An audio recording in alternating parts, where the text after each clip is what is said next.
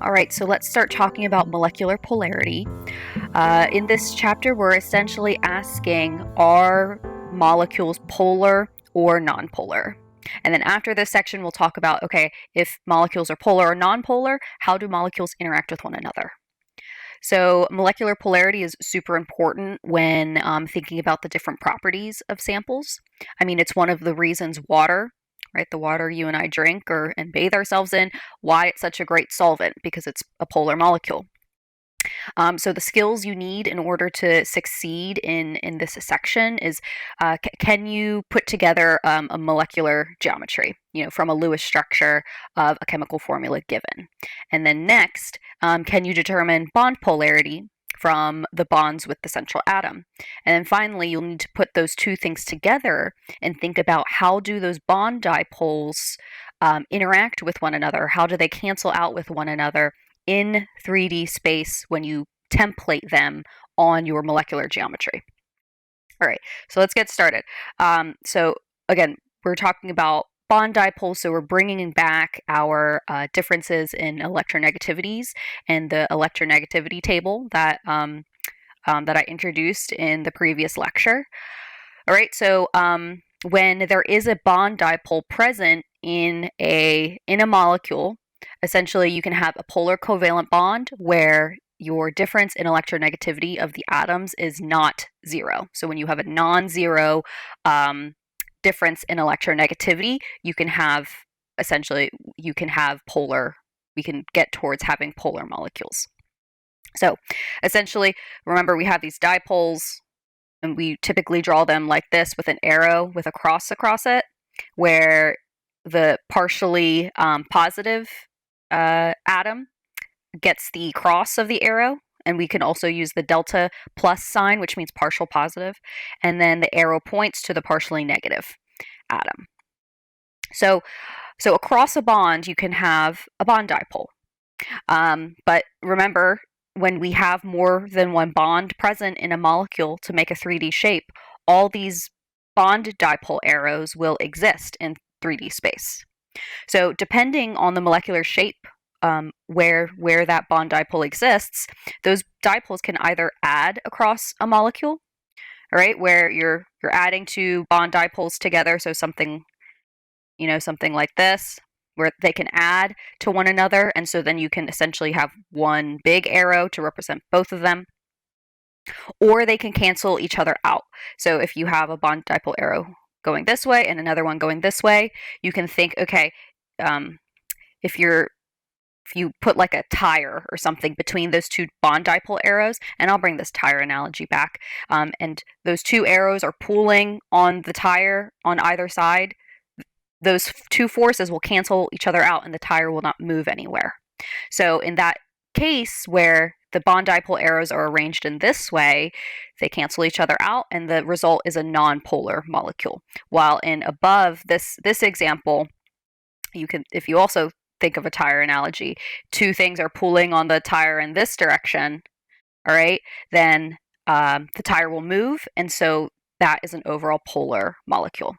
So it's super important that we know the shape of the molecule in order to apply our bond dipoles and understand molecular polarity. So let me get into a little bit more detail of thinking of bond dipoles as vectors. So if you've learned about vectors in a math course or something, then this will be review, but I'll just kind of do a very simple qualitative understanding of vectors.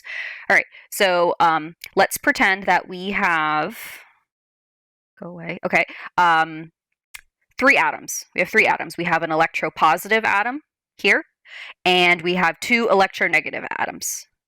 And so there's 3 atoms, so we're going to draw 2 bond dipoles to point, in this direction and this direction.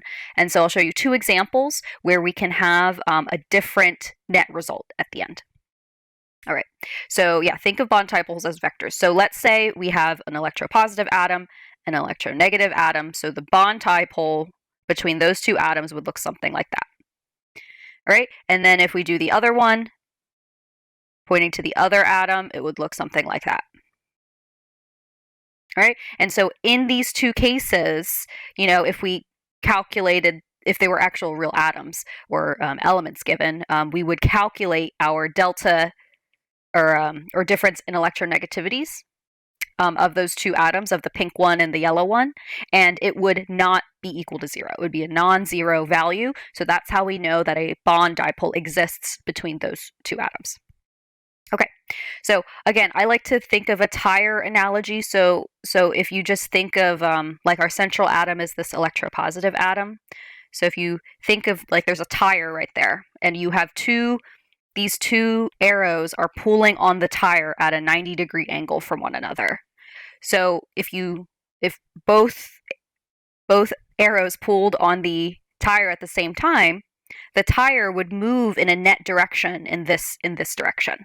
So this is essentially, this larger arrow is would be the overall molecule dipole, or the permanent dipole and we'll learn about permanent dipoles in the next section. But this larger dipole is essentially adding these two bond dipoles as vectors to one another. All right, so again, I like to think of a tire. If both of them are pulling at the same time, the whole tire will just move totally in this direction. And so that there's our overall molecule dipole. This molecule would be polar because there is an existence of a permanent dipole. So we call it polar. All right, so let's do another example where we have three atoms, but they're arranged differently. So here, again, we have one electropositive atom and two electronegative atoms, but the bond dipoles exist differently in space. So this is a linear molecule. This would be something like CO2 or something. All right, so I'll do the same thing. I'll draw the bond dipoles pointing towards the electronegative atom. Okay, and again, think of the tire analogy. We have a tire in the middle here. So you have two arrows or two people of equal strength pulling on the tire across from one another, 180 degrees from one another. So if they pull at the same time, because they're 180 degrees from one another, those forces of pulling will cancel out. And so the tire will not move anywhere. And so because the forces cancel out, there's no net dipole because it cancels out. Cancels. All right. So these are just two examples where we can arrange dipoles in 3D space, and they can either add together and you get a polar molecule. Oh, and I should say here, if the vectors cancel, like in this example, there's no net dipole, so this would be a non-polar molecule. So you have a non-polar molecule when there is no net dipole present in a molecule, and you have a polar molecule if there is a permanent dipole, or net overall dipole in the molecule at the end. So let's look at some examples. So I just said with CO2 was our one example. So here is CO2. So these are just 4 different molecules, and we're going to inspect their molecular polarity. So if we look at CO2, so the first step for determining molecular polarity is to draw the Lewis structure.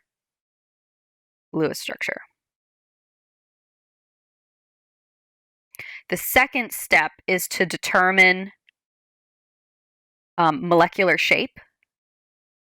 And of course, there's steps that go along with determining molecular shape, right? You need to count electron domains, molecular domains, figure out electron geometry first, and then apply, if there are lone pairs, then use electron geometry as a template to get to molecular geometry.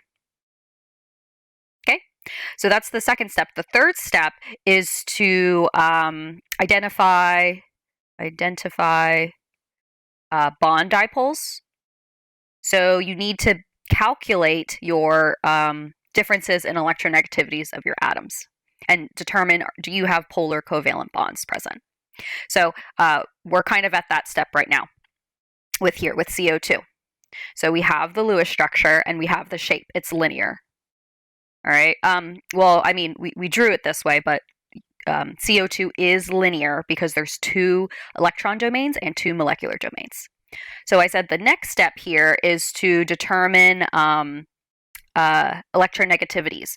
So we can just bring up our chart here. All right.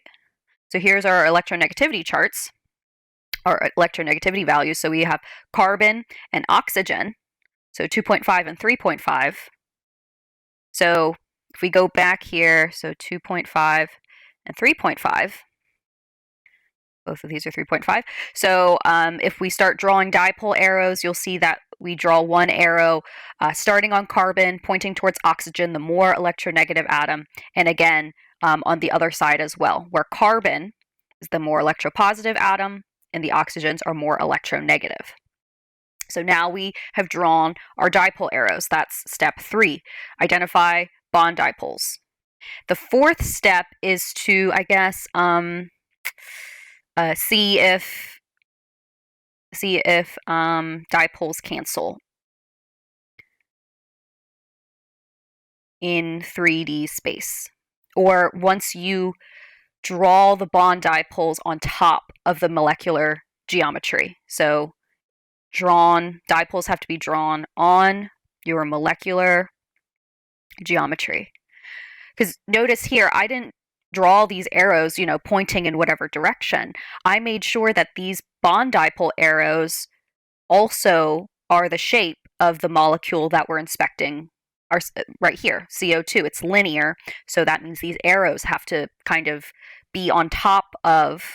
So, I mean, you actually could just draw your arrows on top of the actual molecule itself, all right, because those dipoles exist on top of the bonds themselves. So you have to make sure that when you place the bond dipoles that it's superimposed on the molecule itself. So you see here with CO2 that those dipole arrows cancel out, like in our canceling vectors example, both 2 people pulling on a tire opposite of one another, the tire doesn't move, so those forces cancel out. All right? Okay, so in this example, CO2, those vectors cancel out, so this is nonpolar because of the shape. All right, so there are existence of bond dipoles, but because of the shape, those arrows cancel out, and so the molecule is overall nonpolar. All right, let's go to the next one. So NH3. So again, first step, draw the Lewis structure. So I'm not going to go through every step here. I'll just draw the Lewis structure. All right, so NH3 or ammonia has 3 nitrogen-hydrogen bonds and then a lone pair, according to its Lewis structure.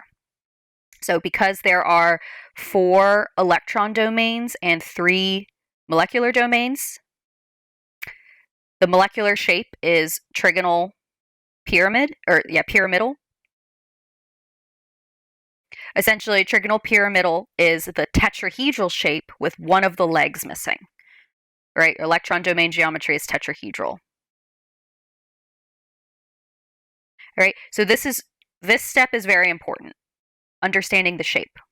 All right? Because I could draw my bond dipole arrows like this or whatever, but it's on paper. So you're not really going to see how those bond dipoles interact and cancel out with one another in 3D space because I've drawn it on a 2D piece of paper. So I'm going to do my best and draw this in 3D.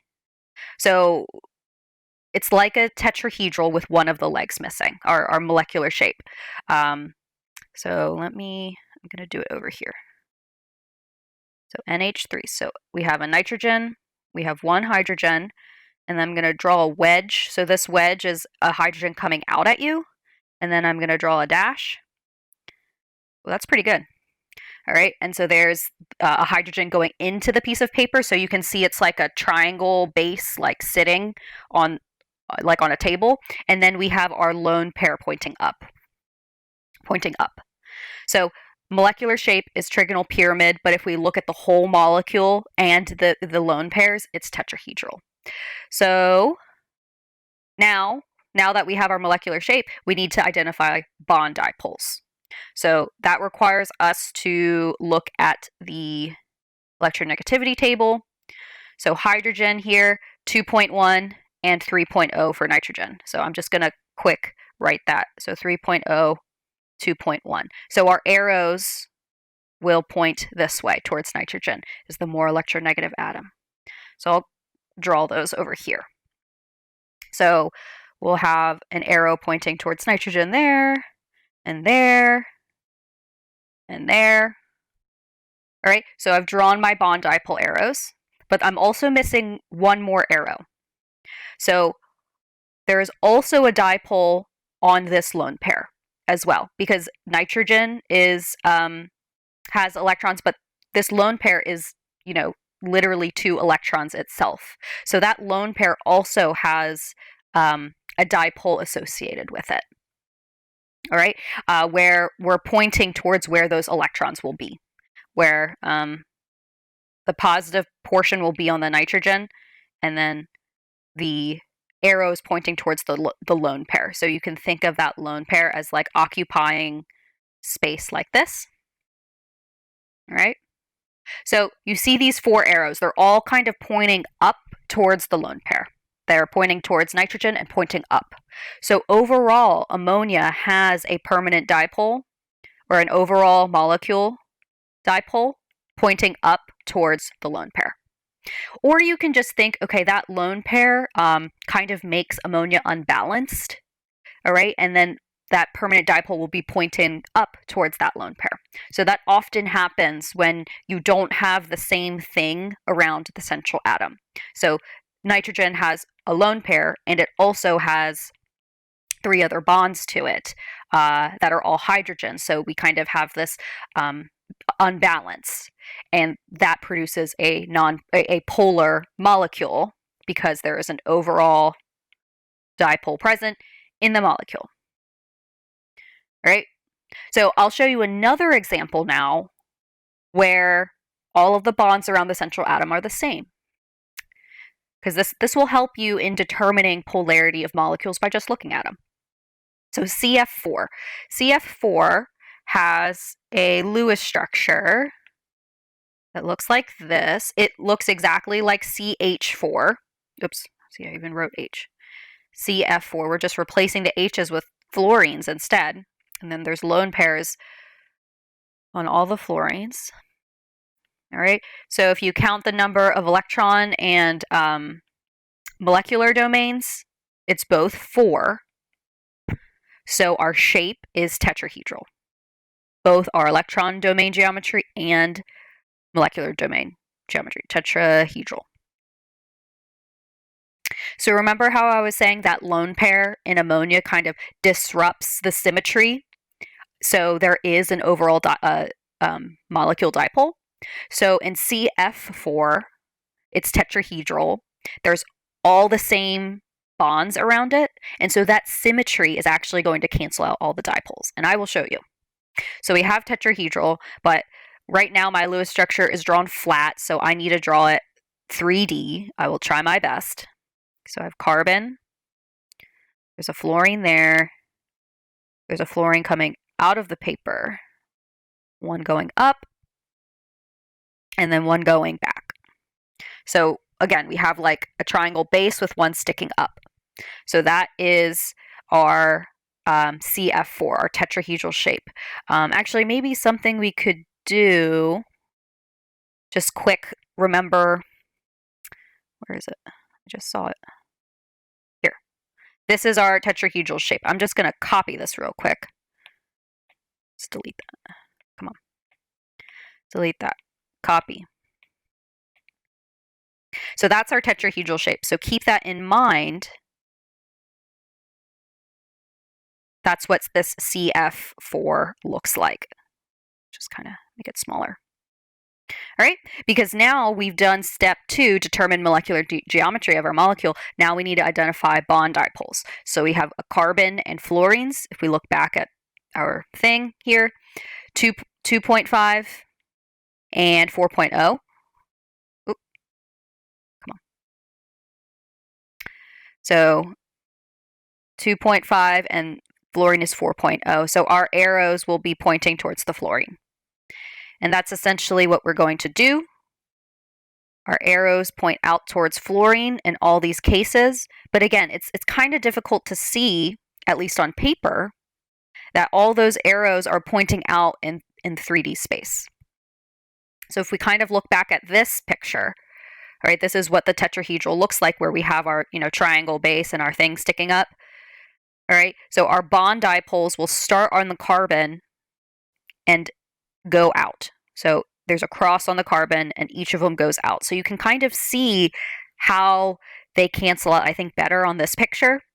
Every bond or bond dipole is 109.5 degrees from one another. They're equally spaced out in 3D space, because remember, Vesper theory says that electrons tend to spread out in space as much as possible. So in this example, all those bond dipoles cancel out in 3D space. So our bond dipoles cancel. So this is a nonpolar molecule.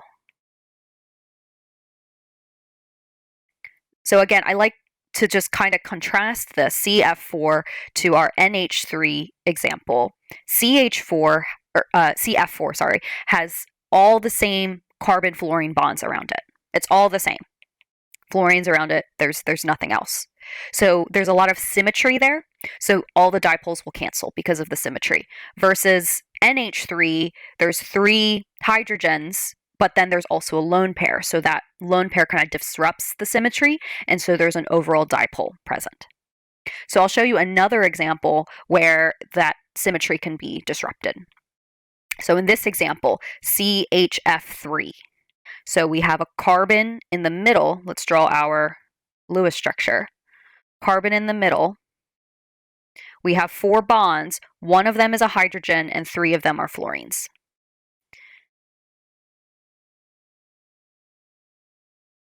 So you see how this looks exactly like our last example? Except one of them, we essentially just replaced one of them with a hydrogen. So we're going to have the same shape. It's going to be tetrahedral. All right, and our 3D structure is going to look largely the same, except one of the sites will be a hydrogen instead of a fluorine.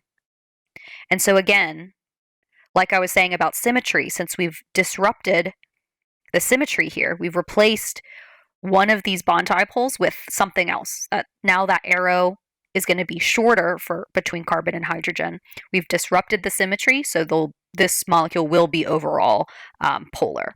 But I will still show you. Can I paste? Can't paste that. So if we look up polarity or electronegativities, C is 2.5, 4.0, hydrogen is 2.1. We have a nonpolar covalent bond between carbon and hydrogen. So essentially, there's just a tiny dipole arrow associated between carbon and hydrogen. But we have really large arrows between carbon and fluorine, just like in our example previously. So if we kind of superimpose this on our 3D structure, and what hydrogen, it actually goes down towards carbon. So you can see we have a tiny arrow going down. And so you see how this one arrow kind of disrupt that symmetry. Now there's an overall molecule dipole pointing down away from the hydrogen. So that's our overall dipole. And I guess I could draw it on this guy too. So if erase that. So if this is our hydrogen, this top one is our hydrogen.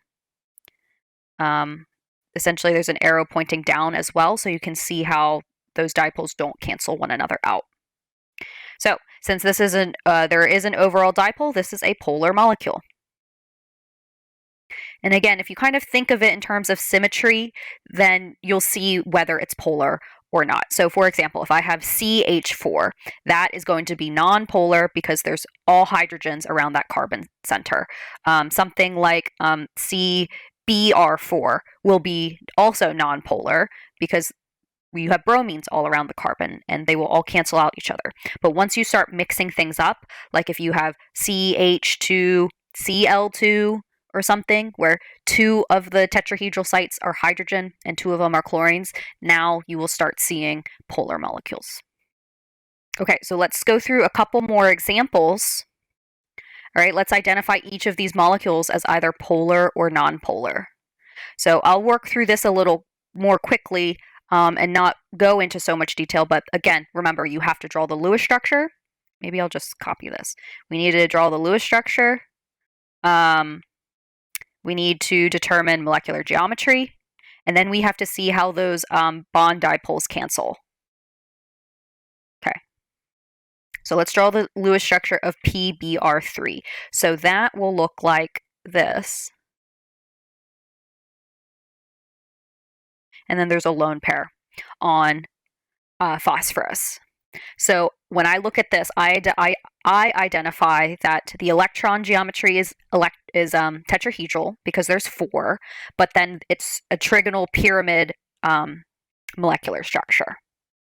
So since we've disrupted the symmetry, there is an overall molecule polarity, but I can just quickly write those numbers. So 2.8 for bromine and 2.1 for phosphorus. 2.1, 2.8. All right, and then we have this lone pair here also, but it will have a different sized arrow. I'm not sure what size arrow it will be, but it will be different than these bromines. So you can just think, okay, we've disrupted the symmetry, that they don't all cancel. So this is a polar molecule. All right, let's look at HBr. HBr, there's only 2 atoms there. It'll just look like this. It's linear. That's our molecular shape. It's linear because 2 atoms will always make a line. So it's linear. So bond dipoles are electronegativities. Hydrogen is 2.1, bromine is 2.8. And so this will be, there's a bond dipole here pointing towards bromine. And there's only 1 bond present, so there's nothing to cancel this out. So this also is a polar molecule because there's nothing, there's a presence of a dipole, of that bond dipole. Nothing can cancel it out. So this is a polar molecule. See how shape is very important. All right, Br2.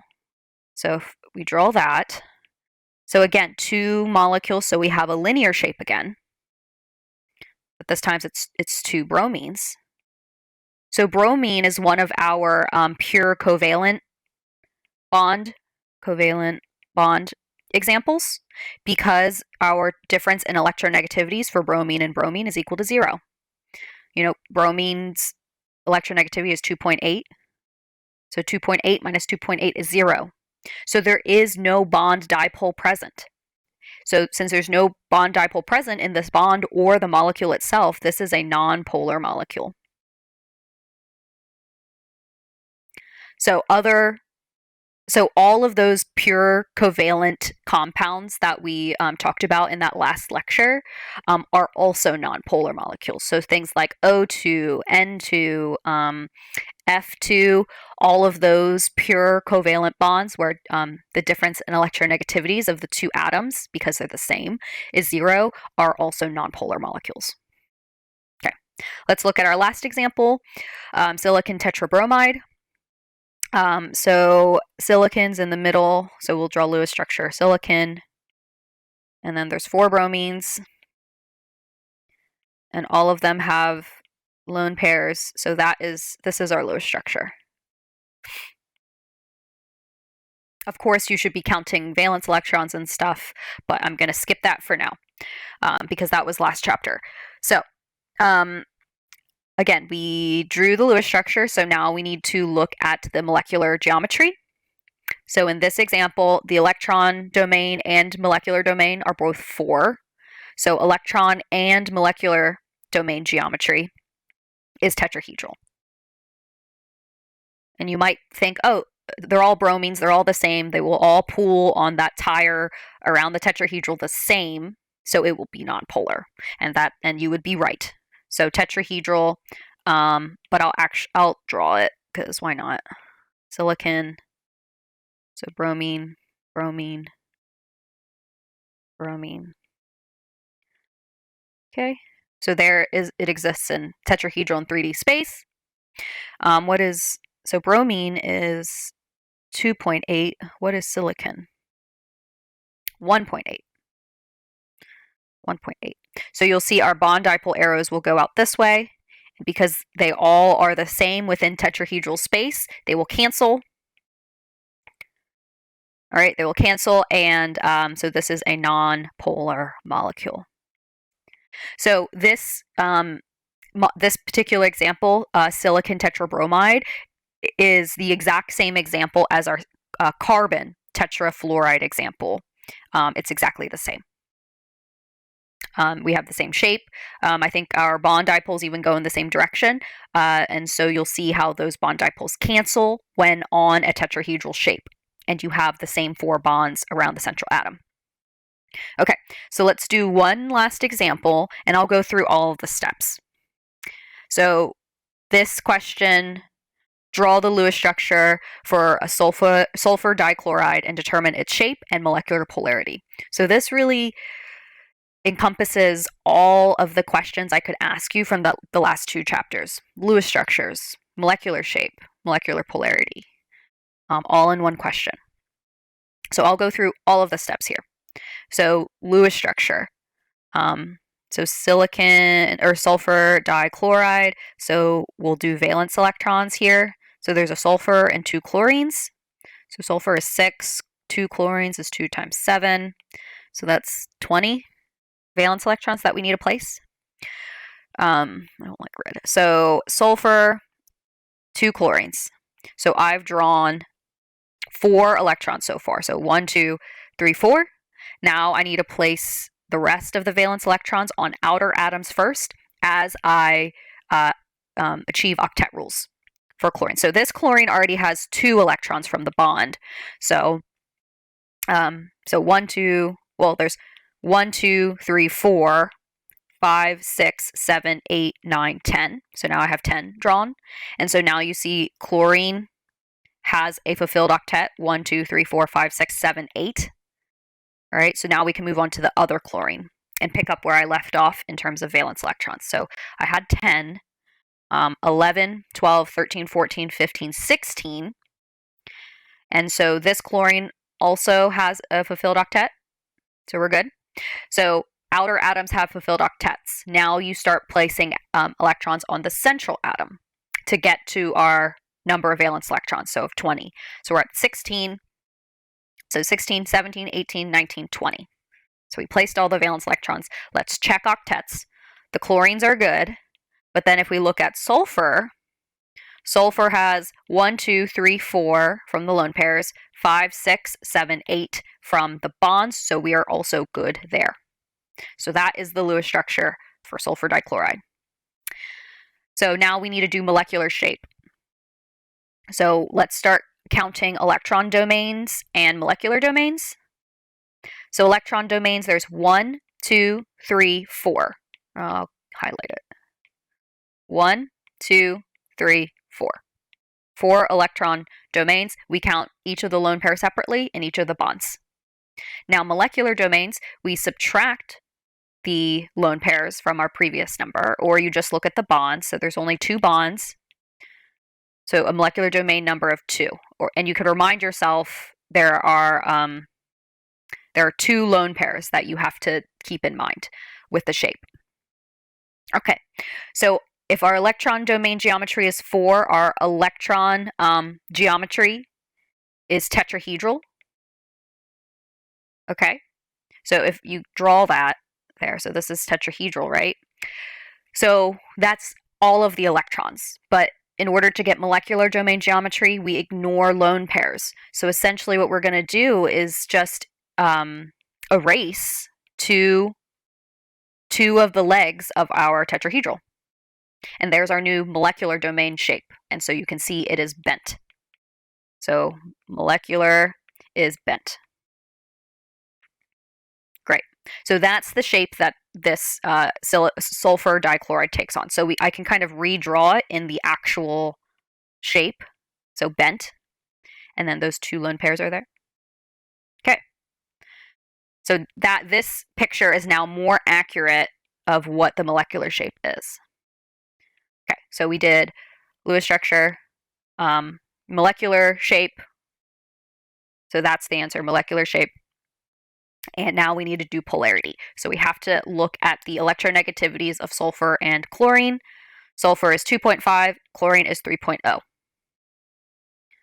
So chlorine 3.0, sulfur is, what did I just say it was? 2.5? Okay, 2.5. So my bond dipole arrow will point towards chlorine from sulfur. And so again, if you think of this tire analogy, sulfur is like a tire. Two of those chlorines are pulling on that sulfur in a bent arrangement. All right, so that tire is going to move in one direction. So those dipoles do not cancel. Dipoles, and so you can just think the overall the tire will move in that direction overall. So there is an overall dipole present. So this is a polar molecule. All right, so those are all the steps that encompass this this lecture, right? Where we look at Lewis structures, molecular geometry, and then molecular polarity. And now in the next section of this, the last part of this lecture, we'll talk about, well, what if we have a polar molecule, a sample of polar molecules? How do those molecules interact with one another? What if we have a sample of just nonpolar molecules? How do those molecules interact with one another? And that's when we get into what's called non-covalent interactions, or more commonly called intermolecular forces.